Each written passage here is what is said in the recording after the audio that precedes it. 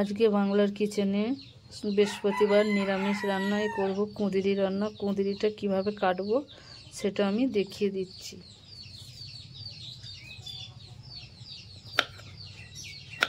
কুঁদরির দু সাইডটা কেটে নেব, নিয়ে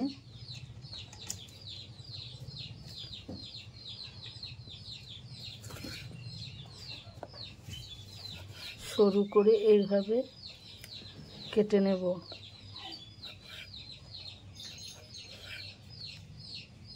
এইভাবে করে কেটে নেব সব কুঁদরিগুলোকে।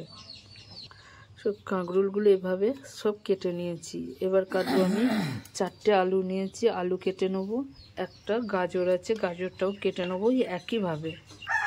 গাজরটা আমি এভাবে কেটে নিয়েছি। এবার কাটবো আলু। চলো, আমার আলুটাও কাটা হয়ে গেছে। আলুটা এইভাবে একটু সরু করে কাটতে হবে। যেহেতু আমি এটা কেটেছি সরু করে, কুঁদরিটা গাজরও কেটেছি সরু করে, ওই জন্য আলুটাও আমি সরু করে কেটেছি। এবার আমি কাটবো বেগুন। চলো, আমার বেগুনটাও কাটা হয়ে গেছে। এবার আমি রান্না করব। চলো, আমি চলে এসেছি রান্না করব বলে। এবার গ্যাসের ওভেনটা আমি অন করে গ্যাসটা আমি জ্বালিয়ে দিলাম। কড়াতে আমি পরিমাণ মতো তেল দেবো, সরিষার তেল দিলাম। এই দেখতে পাচ্ছ তেলটা আমার গরম হয়ে গেছে। এবার আমি আলুগুলো যে কুটে রেখে দিয়েছিলাম ধুয়ে, সেইগুলোকে আমি দিয়ে দেবো।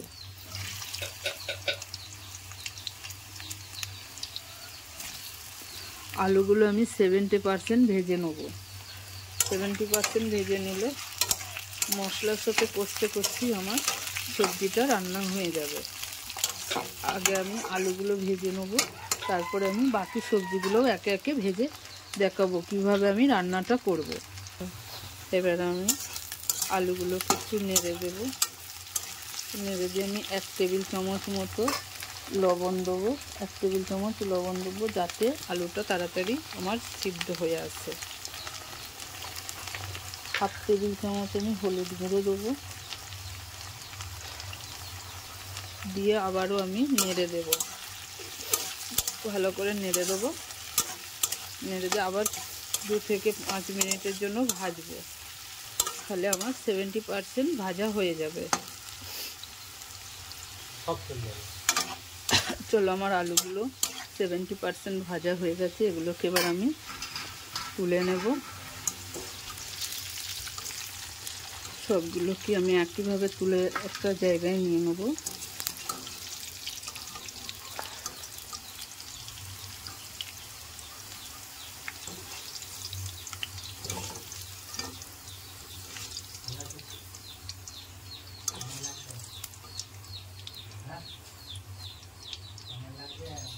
তুলে নেওয়া হয়ে গেছে। এবার আমি গাজরগুলোকেও একইভাবে ভেজে নেব।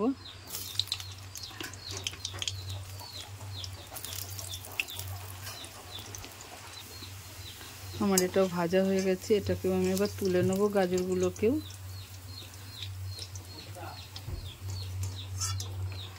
এবার আমি বেগুনগুলোকেও ভেজে নেব একইভাবে।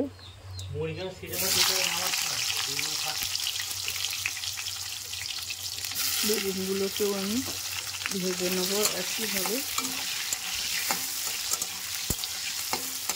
হালকা একটু লো ফ্লেমে বেগুনগুলোকে ভাজবো। বেগুনগুলোও ভাজা হয়ে গেছে। এবার বেগুনগুলোকেও আমি তুলে নেব।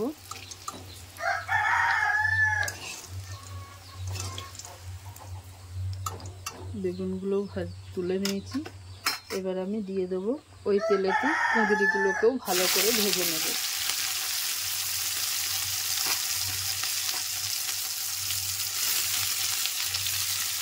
হালকা করে নেড়ে দিয়ে 4 থেকে 5 মিনিট ধরে ভাজবো। হাই ফ্লেমে একটু ভাজতে হবে। চলো, আমার কুঁদরিগুলো ভাজা হয়েই এসছে। তবু আর একটু ভাজা হোক, আর একটু ভালো করে ভেজে নিলে আরও ভালো হবে। আরও একটু ভাজা হোক। চলো, এবার আমি মশলাটা কি মশলা দেবো সেটা আমি দেখিয়ে দিই তোমাদের। মশলাতে দিয়েছি এখানে আমি সর্ষে দিয়েছি 2 টেবিল চামচ, পোস্ত দেবো 2 টেবিল চামচ। পোস্তটা আর সর্ষেটা আমি শুকনোতে একটু গুঁড়িয়ে নেবো, গুঁড়িয়ে নিয়ে আমি ফিরে আসছি। দেখতেই পাচ্ছ সর্ষে পোস্তটা আমি গুঁড়িয়ে নিয়েছি। এবার এটাই আমি আদা দেবো 4 থেকে 5 টুকরো, একটা মিডিয়াম সাইজের টমেটো দেবো, 6 থেকে 7টা কাঁচা লঙ্কা দিয়ে দেবো এতে আমি। 5 থেকে 6টা আমি কাঁচা লঙ্কা দিয়ে নিয়েছি। এবার আমি এটাকে মিক্সিতে পেস্ট করে আনবো। এবার আমার কুঁদরিগুলো ভাজা হয়ে গেছে, এবার এগুলোকে আমি তুলে নেব। কুঁদরিগুলো ভাজা হয়ে গেছে, কুঁদরিগুলোকে আমি এবার তুলে নেব।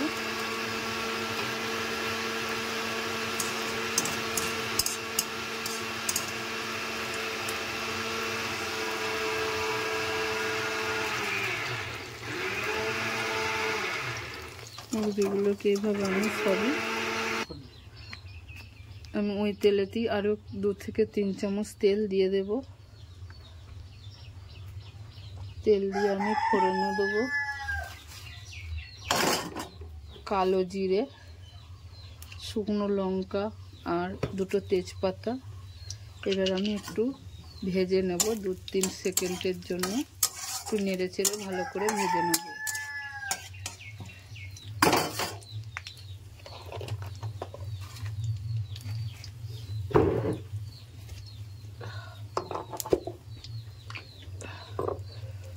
করছো এবার আমি পেস্ট করলাম সেই মশলাটা আমি এখানে দিয়ে দেবো, দিয়ে এবার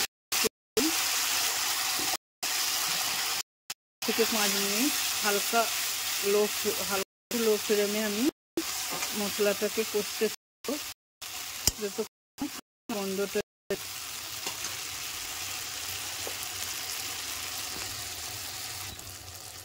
এতে দেবো 1 হলুদ গুঁড়ো, কাঁচা লঙ্কা যেহেতু দিয়ে আছে এর জন্য আমি 1 টেবিল চামচ শুকনো কাশ্মীরি লঙ্কার গুঁড়ো দিলাম। সবজিটাকে ভালো করে নেড়ে দেবো। দিয়ে মশলা থেকে তেল ছেড়ে এলে রেডি হয়ে যাবে আমার বিনস,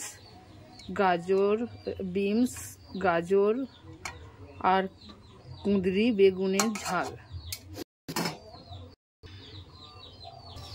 এবার আমি ভালো করে নেড়ে নেব। দেখো তেল ছেড়ে দিয়েছে, আমার রান্না রেডি হয়ে গেছে। কুঁদরি, বেগুন, আলু, ক্যাপসিকাম, গাজরের 5 মিশালি সবজির ঝাল।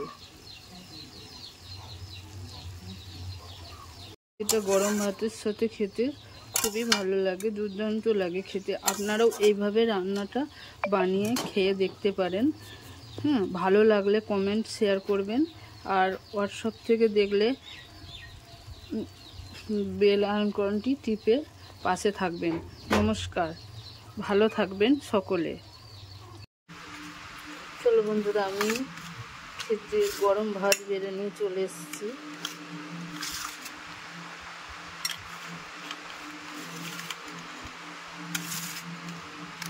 গরম ভাত বেড়ে নিয়ে চলে এসেছি। আমি যে সবজিটা করেছিলাম সেটা গরম ভাতের সাথে খেতে খুবই ভালো লাগে। সেই সবজিটা আমি গরম ভাতের উপর দিয়ে দিলাম।